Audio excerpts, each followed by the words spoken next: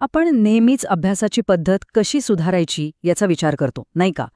पण कधी असा विचार केलाय की ह्याचं उत्तर कदाचित आपण ज्यावर बसतो त्यात दडलेलं असू शकतं?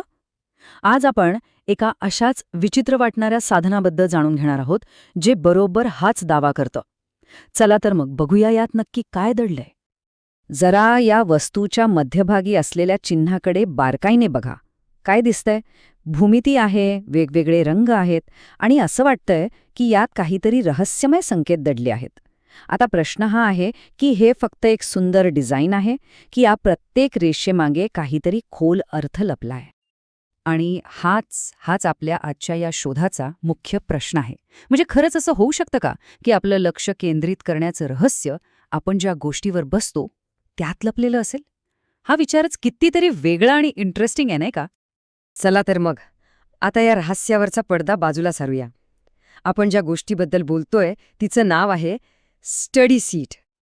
तर हे आहे ते प्रॉडक्ट आणि ह्याच्या पॅकेजिंगवर बघा, मोठं लिहिलंय पिरामिड यंत्र टू इम्प्रूव्ह स्टडी पॉवर. म्हणजे अभ्यासाची शक्ती वाढवण्यासाठी असलेलं पिरामिड यंत्र. अच्छा, तर आता कळतंय. ते सुरुवातीला आपण जे रहस्यमय चिन्ह पाहिलं तेच हे यंत्र आहे. ओके, पण हे स्टडी सीट नक्की आहे तरी काय?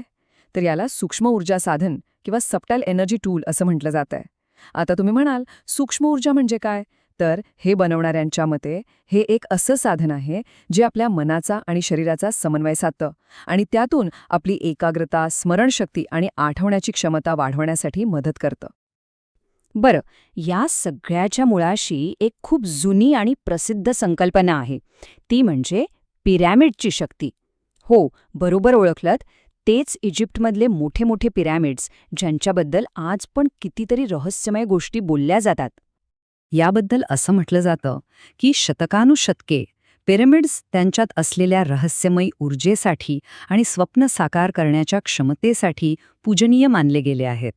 आणि असं दिसतंय की नेमकी हीच श्रद्धा या स्टडी सीटचा पाया आहे. तर मग ह्या प्राचीन संकल्पनेचा वापर करून हे स्टडी सीट नेमकं काय साध्य करण्याचा दावा करतंय?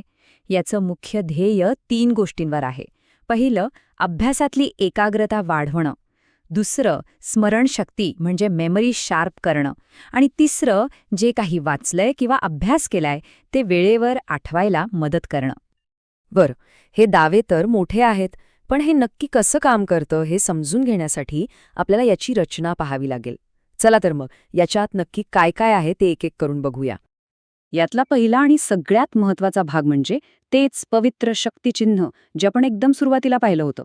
आता याबद्दलचा दावा असा आहे की हे चिन्ह आपल्या विचारांमध्ये स्पष्टता आणतं आणि आपली विचार करण्याची शक्ती तीक्ष्ण बनवतं. आता खरी इंटरेस्टिंग गोष्ट तर ह्या चिन्हाच्या खाली आहे.